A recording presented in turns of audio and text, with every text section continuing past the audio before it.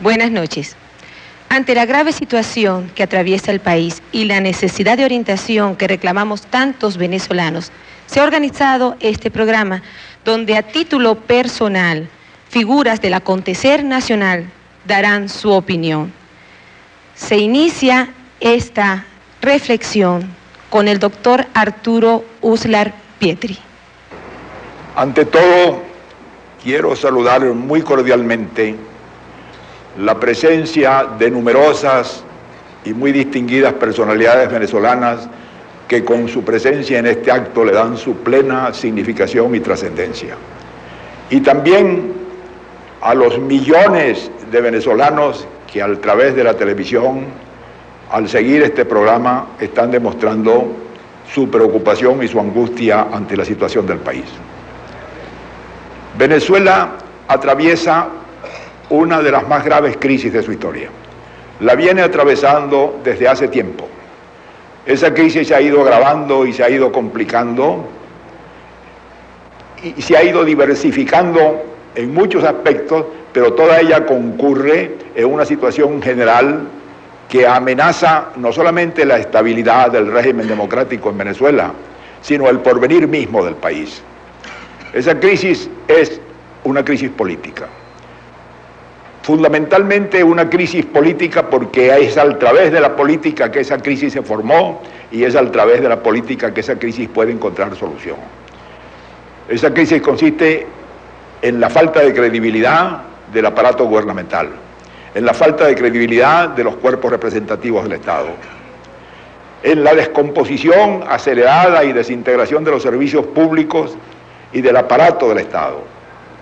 Pero a esa crisis, y como parte de ella y concomitante con ella, se asocia una crisis económica. El país se ha enfrentado a la necesidad de hacer una reforma a fondo al modelo económico y social sobre el cual estuvo viviendo en los últimos 30 años, y una reforma de esa magnitud requiere no solamente inmensos esfuerzos y sacrificios, sino mucha inteligencia para llevarla a cabo con el menor daño posible y particularmente con el menor daño posible para los menos afortunados y los que tienen menos defensas propias, medios propios de defensa. A esa crisis económica se une una crisis fiscal. El Estado venezolano no tiene medios para hacer frente, grosso modo, ni a la mitad de los compromisos contractuales y presupuestarios que tiene contraídos. Y junto a todo eso hay una inmensa crisis moral, porque todo el país, más con razón que sin ella, piensa que la corrupción se ha generalizado, que ha penetrado todas las formas de la vida pública, que en toda actividad en que entre en el Estado y los particulares hay posibilidad de actos de enriquecimiento ilícito, y esto no es una suposición vana, sino una realidad. Esa inmensa crisis en cualquier país democrático del mundo tiene una salida y una sola, que es la salida democrática. Es decir, que frente a la emergencia grave, el país dé una respuesta de emergencia. ¿Cuál era esa respuesta de emergencia planteada claramente en Venezuela? La de hacer un gobierno, no de coalición de partidos, porque los partidos también están muy cuestionados, un gobierno de concentración nacional, un gobierno que fuera representativo de todos los aspectos del país, para poder encarar esa difícil tarea y poderla encarar con un grado de credibilidad y de confianza de la mayoría nacional. Eso no se ha querido hacer por razones mezquinas y subalternas de política. A fines de 1991, un grupo de venezolanos le presentamos al presidente de la República un proyecto para hacer las reformas fundamentales. Se hizo un acto solemne y no se hizo caso. El 4 de febrero hubo un estallido y un alzamiento militar. Hasta este momento no ha habido respuesta del gobierno. El gobierno nombró una comisión de notables, de hombres distinguidos, para que opinaran sobre lo que había que hacer y presentaron opiniones. No fueron oídas ni seguidas. De modo que el país se encuentra frente a esta situación. Hay que hacer ya, ahora, lo más pronto posible, esas modificaciones. Para eso hay que hacer inmensos sacrificios y cambios muy grandes. Y la persona que tiene que hacer los mayores sacrificios y la contribución más grande es el presidente de la República. Sin la colaboración abierta del presidente de la República, las soluciones van a ser mucho más difíciles y traumáticas. Si el presidente entiende su papel y lo aporta, y ese aporte es presentar su renuncia en el momento oportuno para que esa transición pueda hacerse pacíficamente y en democracia, estará cumpliendo históricamente con la más grande obligación que se le haya presentado en sus años de gobierno. Otra reflexión a cargo del doctor Ciro Áñez Fonseca. Indudablemente un gran honor hablar en este acto, un privilegio. Concurro indudablemente como venezolano vinculado a instituciones importantes de la sociedad civil que vienen preocupadas por la urgencia, el imperativo que tiene el país de un entendimiento nacional para hacerle frente a la más profunda crisis política que ha conocido la República en su etapa contemporánea.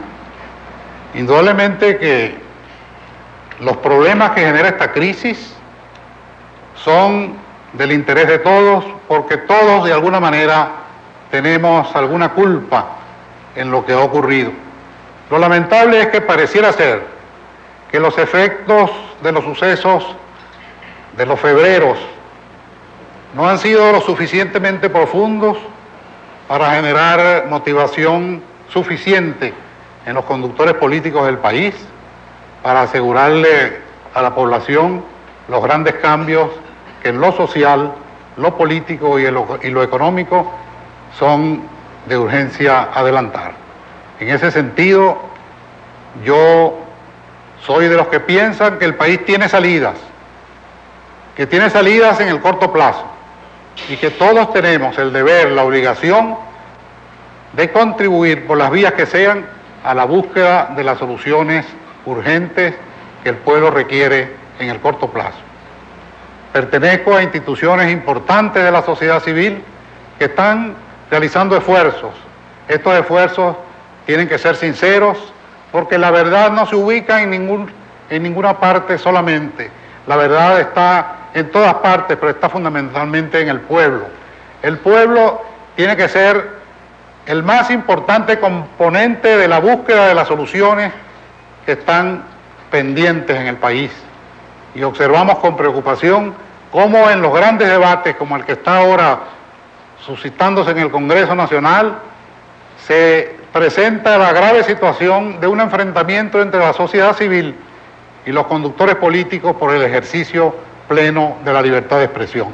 Y la libertad de expresión en Venezuela ha dado motivos, suficientes motivos, para que la democracia haya podido salir hasta este momento ilesa de los graves problemas y enfrentamientos a los cuales ha sido sometida.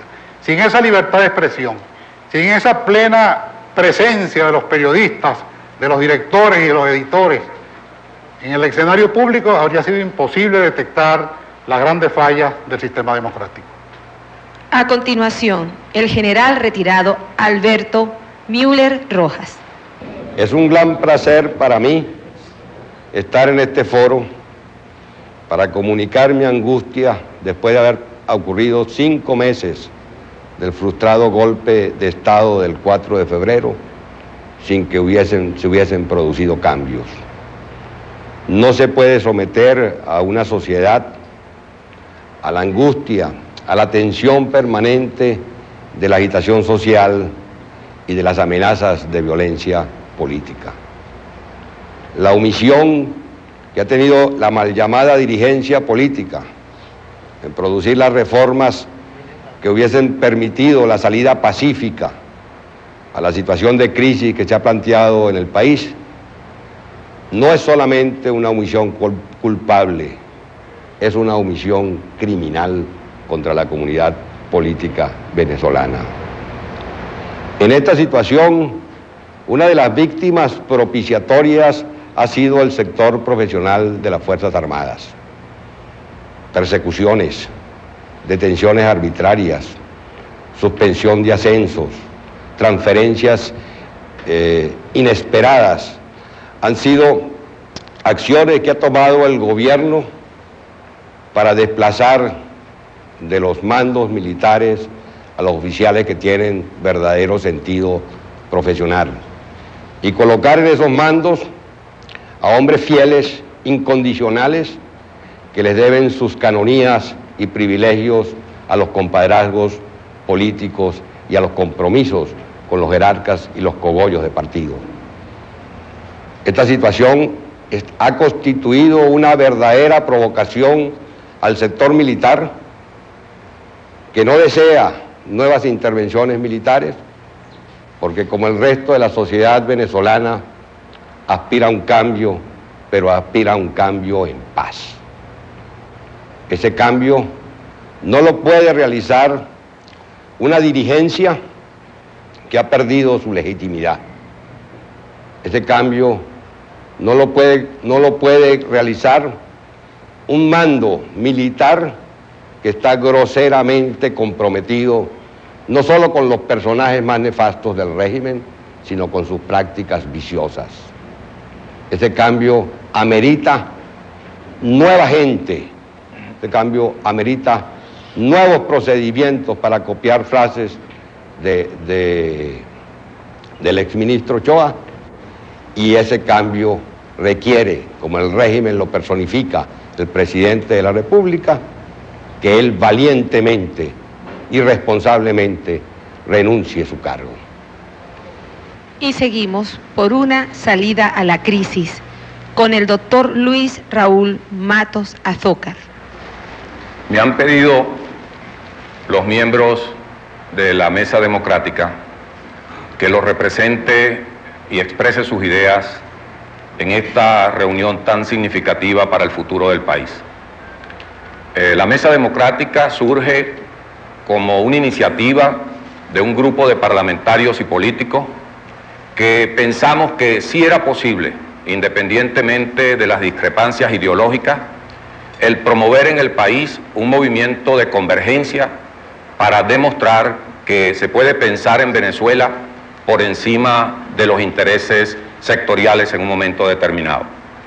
Nos complace el que el movimiento ha avanzado y que en este momento nuestra propuesta para superar la crisis, en el sentido de entender que la crisis es fundamentalmente de representatividad y de legitimidad, es decir, que se ha provocado una ruptura entre el contrato de confianza del colectivo con su dirección política, que esa propuesta está tomando fuerza y que podemos ejercer todavía y debemos ejercer más presión sobre el Parlamento de la República, donde en este momento se debate el artículo 37 que consagra la posibilidad de que sea el pueblo en función soberana quien decida ahora y en el futuro, cuando un gobernante se desvíe del proyecto fundamental que le ha prometido al colectivo, que el pueblo tenga la posibilidad de enjuiciar su gestión y de sancionarlo.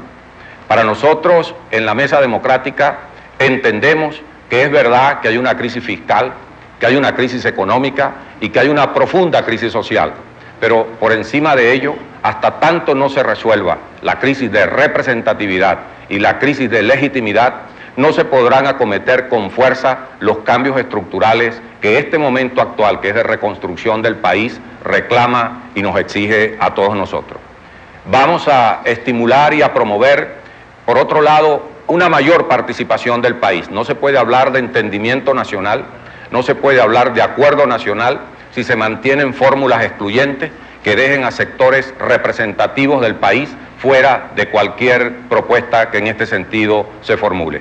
Es para la Mesa Democrática un momento de verdadera significación el poder estar presente en esta reunión y sobre todo aprovechar los medios de comunicación para pedirle al país y plantearle al país que en el fondo lo que queremos es que el pueblo presente su opinión y que sea el pueblo quien abra y despeje definitivamente el camino de la solución democrática a la crisis.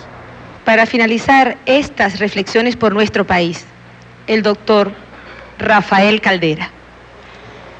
Quienes hemos sido invitados por la Mesa Democrática para la realización de este importante acto, debemos entenderlo con dos objetivos.